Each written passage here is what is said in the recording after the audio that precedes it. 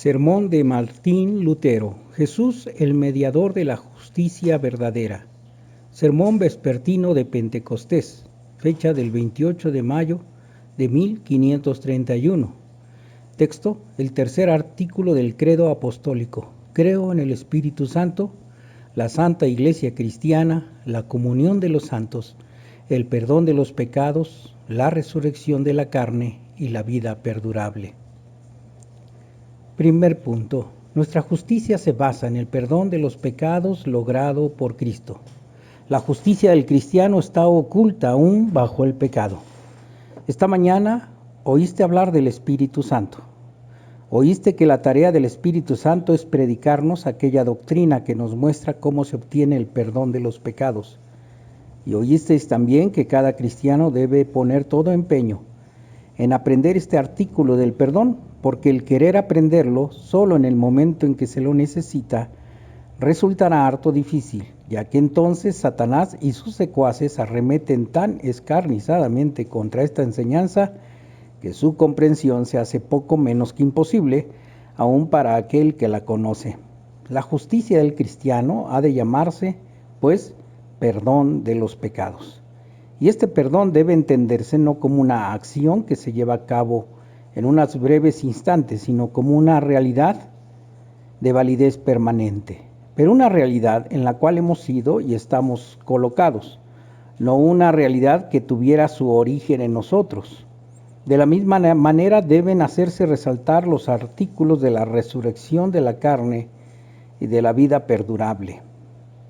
Debe ponerse en claro, somos santos y al mismo tiempo no lo somos. Tenemos el perdón de los pecados y por otra parte no lo tenemos. Asimismo hemos resucitado de entre los muertos y no hemos resucitado. Tenemos la vida perdurable y no la tenemos. Esto es así por cuanto nuestra santidad no consiste en lo que ya hemos alcanzado. Aquel perdón de los pecados existe, es un hecho respecto del cual no cabe la menor duda, pero aún no nos lo hemos apropiado del todo. Así existe también la resurrección de la carne como un hecho innegable, pero todavía no la veo. E igualmente existe la vida perdurable, puesto que existe aquel que la comenzó en nosotros. Donde Él está con los creyentes, no hay en ellos ni pecado, ni depravación, ni muerte. Con esto se ha dado respuesta a los que dicen todo lo que los cristianos predican debe ser perceptible a los sentidos. No. ¿Cuántas veces ocurre que anda entre nosotros un padre de familia, o un ama de casa, un peón, una sirvienta, y no nos damos cuenta de que en esta persona se nos presenta un santo viviente? Y lo que es más, ni esa persona misma se da cuenta de ello. Es que a Cristo no le ves, como tampoco ves mi santidad, y sin embargo en Cristo yo soy un santo. Para esto tengo las señales del bautismo y de la Santa Cena que me dicen que aquí no se trata de una justicia que radica en mí mismo. Antes bien, la justicia que da forma al cristiano es una justicia que le viene de fuera. El cristiano incorpora a Cristo en sí mismo, por así decirlo, como objeto de su fe, de modo que tiene a Cristo en lo profundo de su corazón. Ha echado mano de Cristo y este es su reconciliador y su perdonador, y por causa de esta fe el creyente es un santo, a pesar de que en sí es un pecador. La justicia del cristiano es participación en la justicia de Cristo. Si nuestra salvación depende de la justicia y santidad que se halla en nosotros mismos, estamos perdidos. Lo que necesitamos es una justicia que proviene de Dios, pero esa justicia de Cristo debe estar dentro de nosotros, no solo fuera de nosotros. Él mismo es la vid, nosotros somos los pámpanos, Juan 15:5, mediante la fe. Él está dentro de nosotros a pesar de que en sí está fuera de nosotros. En los mismos términos expresa Pablo a este respecto. Prosigo para ver si logro asir aquello para lo cual fui también asido por Cristo Jesús. Filipenses 3:2. Fui asido, pero ya no vivo yo, mas vive Cristo en mí. Gálatas 2:20. Algo análogo dice en otra oportunidad en su carta a los Gálatas. ¿Conocéis a Dios o más bien sois conocidos por Dios? Gálatas 4:9. Yo estoy dentro, puesto que he sido bautizado, suelo comulgar y tengo la palabra de Dios, pero ahí está lo que me falta todavía, asir todo esto así como yo fui asido. A este punto se refiere Pablo tanto en su carta a los Gálatas como también en su carta a los Romanos. A los Gálatas les escribe: nosotros por el Espíritu aguardamos por fe la esperanza de la justicia. Gálatas 5:5. Y a los romanos: vivo de tal manera que mi justicia, por la cual he sido justificado, radica solo en la fe y en la esperanza. No la veo, pero la guardo en esperanza, y esto mediante la fe y por gracia. Si consulto con la razón, no me puede dar una respuesta, porque siento en mí el pecado y veo cómo se decapita a los mártires, de modo que tienen que morir como si fuesen unos sediciosos. Y no obstante, los que abrigan esta esperanza son santos vivientes sin pecado alguno. Vivos están y al morir no mueren, puesto que la Escritura nos habla de la esperanza de la vida, esperanza de la salvación, esperanza de la justicia. Las cosas no han de ocurrir según lo que es práctica en el mundo, sino de una manera espiritual. La razón no puede hacerse a la idea de que se puede ser un hombre justo y sin embargo no ser consciente de ello. Por esto la razón, la carne y la sangre deben guardar silencio, llevar cautivo todo pensamiento propio y reflexionar en cómo asir mediante la fe y esperar mediante la fe lo que nos ha de ser revelado. Atengámonos pues a la palabra de Dios. Fuera de ella no hay quien pueda aconsejarnos y ayudarnos. La única forma como podemos llegar a entender esto es mediante la palabra del Evangelio, la Santa Cena, el bautismo. Cualquier otra cosa de que yo quiera jactarme proviene de Satanás. Es una idea proveniente del diablo si queremos depositar nuestra confianza en algo que ya poseemos. Esperamos, dice la Escritura, prosigo por ver si logro asir aquello por lo cual también fui asido. Nosotros hemos ascendido con Cristo a los lugares celestiales, como leemos en la carta de Efesios capítulo 2, 6. Porque de la misma manera como Él fue al cielo, iremos también nosotros, puesto que por su resurrección Él entró en sociedad con nosotros para hacer nuestra verdadera resurrección y para ejercer el gobierno juntamente con nosotros, a fin de que Él sea el que encierra en sí todas las cosas. Lo que falta aún es que yo lo comprenda cabalmente. Pasa con esto como una madre que lleva en brazos a su hijo. El hijo no se da cuenta de ello, ni tampoco conoce a su madre de la misma manera como ella le conoce a él.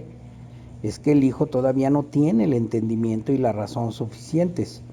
Por lo tanto, es incapaz de decir: yo soy tu hijita y tú eres mi madre. Pero con el tiempo aumenta el entendimiento de la niña, de modo que algún día podrá decir: querida madre. Así también con nosotros. La justicia del cristiano no se basa en su propia manera de ser. Por ahora es preciso que creamos a fin de que nuestra relación con Dios no esté basada en cualidades inherentes a nuestro propio ser, como es el caso de la justicia jurídica. Esta es, dicen, una voluntad constante y permanente en virtud de la cual cada uno quiere hacer aquello que según su criterio es lo correcto. Bien dicho, sin duda, al menos conforme al modo de ver el mundo y de la razón humana. Pero en lo que atañe a la justicia cristiana, no puedo decir que ésta consiste en mi propia voluntad de hacer esto o aquello otro. Antes bien, la justicia cristiana consiste en que yo crea con absoluta firmeza que la resurrección de Cristo, su ascensión y su estar sentado a la diestra del Padre es mi resurrección, mi ascensión, y que yo estoy sentado en su regazo y en íntima compañía con Él. Reconocer así a Cristo como justicia mía no puede ser obra de mi voluntad, Para esto es necesaria mi fe. Una vez que haya llegado al lugar que Cristo me tiene preparado, se acabará todo lo que todavía es impuro. Cristo debe ser una parte de mi justicia, o sea, una parte de mi justicia debe ser el hecho de que Cristo resucitó, subió a los cielos y está sentado a la diestra del Padre. La otra parte debe ser el hecho de que tú creas esta verdad. Si tal es el caso, posees como propiedad personal tuya esta justicia que da forma al cristiano. Y así entonces todavía hay en ti pecados. Estos pecados están cubiertos y tapados. Ya no se habla más de ellos, sino que ahora se habla solo del perdón de los pecados. Esto es lo que nos predica el Espíritu Santo.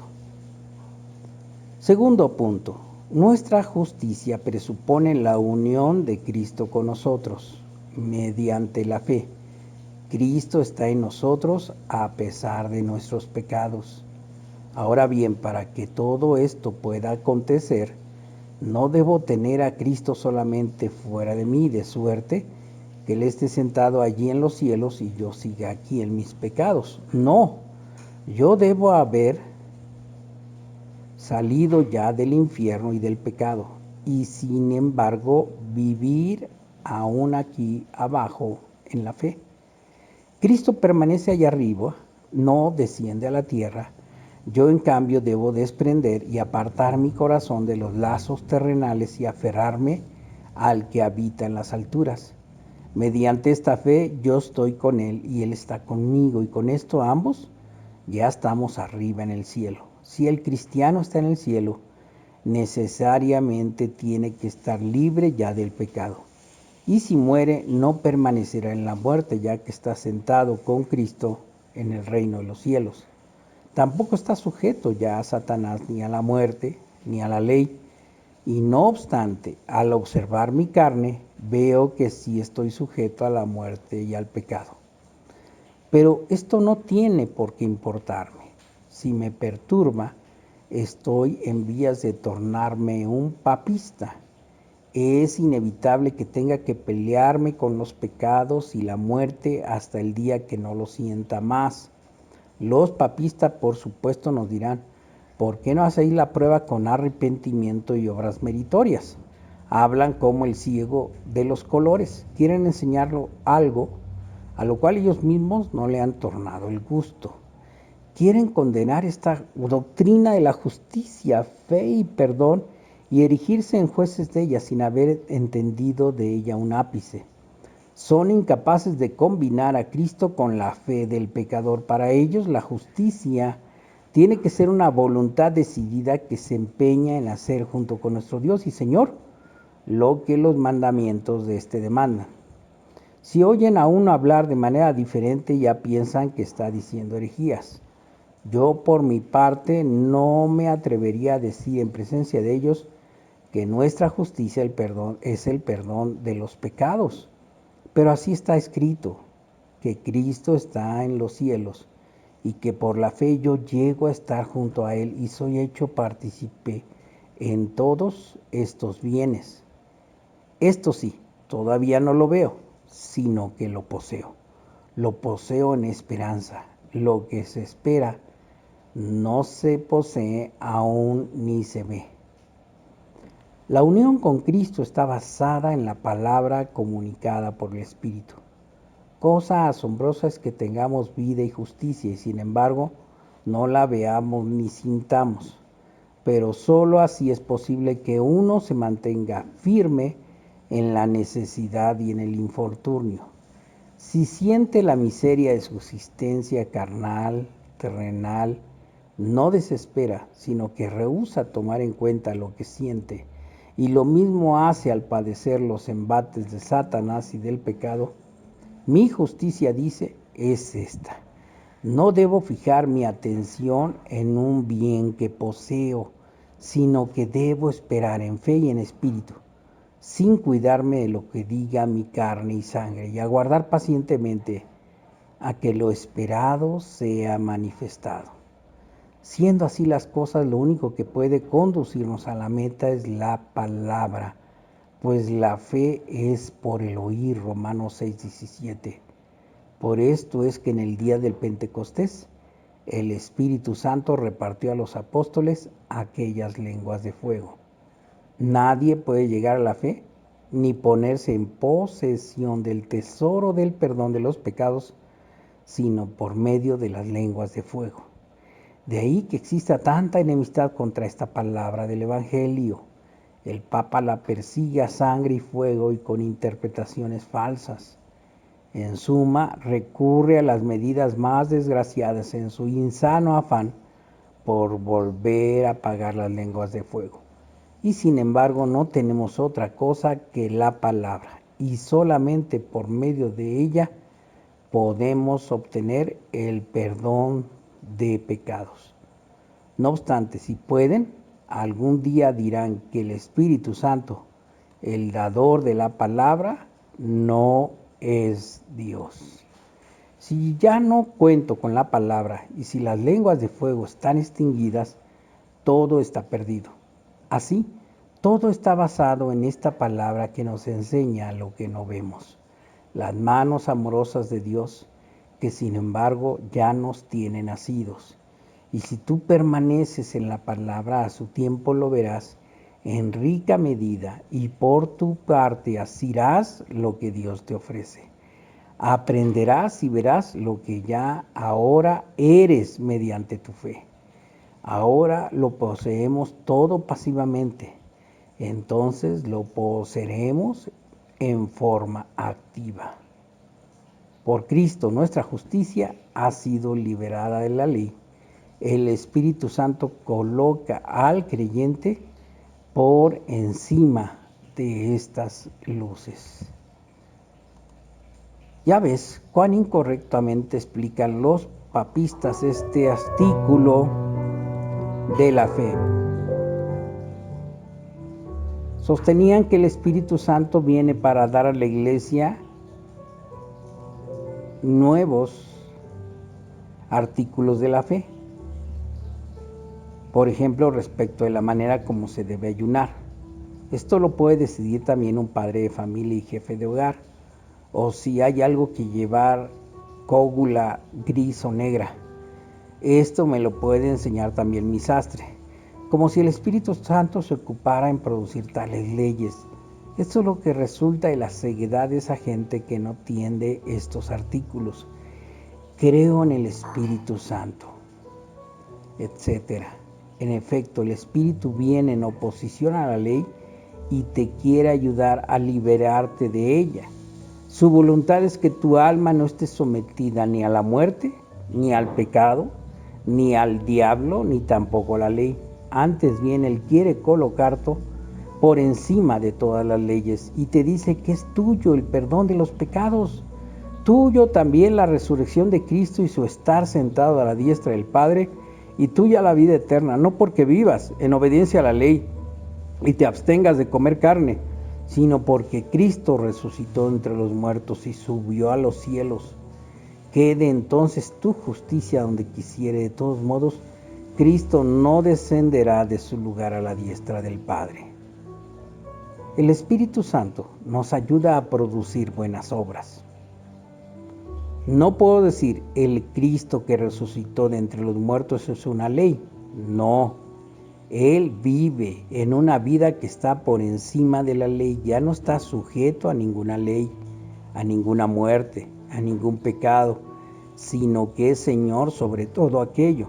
Así pues, el Espíritu Santo habla en primer lugar de esto, de que por Cristo hemos sido liberados de la ley, de la muerte y del diablo, y solo después derrama en nuestro corazón el amor y la misericordia para con el prójimo. Pero al hablar de Cristo, el Espíritu Santo nos habla en modo alguno no habla en modo alguno de una ley, sino muy al contrario, se dirige contra las leyes. Por eso el Papa y sus partidarios estuvieron poseídos por todos los labios cuando afirmaron que el Espíritu Santo imparte leyes acerca de cómo debe disponer el hombre su vida. Es preciso, por tanto, que aprendamos muy bien estos artículos. a fin de que sepamos discernir entre el oficio en que el Espíritu Santo nos enseña a conocer a Cristo y sus otros oficios. Y bien enseñen todas las leyes que quieran, siempre que éstas no se conviertan en lazos para la conciencia. Yo por mi parte quiero estar por encima de los 10 mandamientos. Quiero poseer una justicia mejor y más santa, una santidad mayor que la de los 10 mandamientos. Y esta santidad consiste en que el Hijo de Dios resucitó de entre los muertos y está sentado a la diestra de Dios Padre. Este Cristo posee mayor santidad que los 10 mandamientos y todas las obras hechas conforme a ellos. De este modo, Cristo mismo es la justicia que forma mi ser. El Espíritu Santo hace que seamos un solo cuerpo en Cristo. Cuando el Papa oye esto y se vuelve loco de tonta indignación, ellos inventan un Cristo que está sentado en el cielo jugando con los ángeles. Hacen de él un ser totalmente extraño para nosotros e incluso un ser que está en oposición a nosotros. El Espíritu Santo, en cambio, quiere que Cristo llegue a ser un solo cuerpo con nosotros. Ahí tienes una prueba de la desvergüenza con que los papistas enseñan estos artículos. De esto podéis desprender por qué Cristo llama al Espíritu Santo el Consolador. En efecto, ¿qué mejor manera hay de consolar una conciencia afligida que decirle, a pesar de que no guardaste los 10 mandamientos, yo te daré algo mejor? Yo anduve en Cilicio con intención de guardar los 10 mandamientos y hacer buenas obras y granjearme el favor de Dios. Pero todo esto no me trajo consuelo alguno. Y también tú tienes que decirte, aunque haya guardado todos los mandamientos, esto no me sirve de nada ante Dios. Pero ahora viene el Consolador y nos dice, yo te doy algo más grande. En lo que yo te doy no hay mancha, sino justicia perfecta. Si crees en Cristo, tu fe te será contada, como si hubieses guardado más que todos los 10 mandamientos juntos. Pues Cristo será tu resurrección y ascensión, como Él mismo lo afirma, yo soy la resurrección y la vida. Juan 11:25, yo soy la gracia y la verdad. No dice, yo te regalo la resurrección, sino yo soy. El Papa empero hace de Cristo un Dios que habita en una región muy remota y que nos envía desde allá algunos dones. Todo lo contrario, Cristo está con nosotros y nosotros estamos con Él en el cielo, y esto por medio de la fe y de la palabra. Bendiciones en esta palabra de Martín Lutero.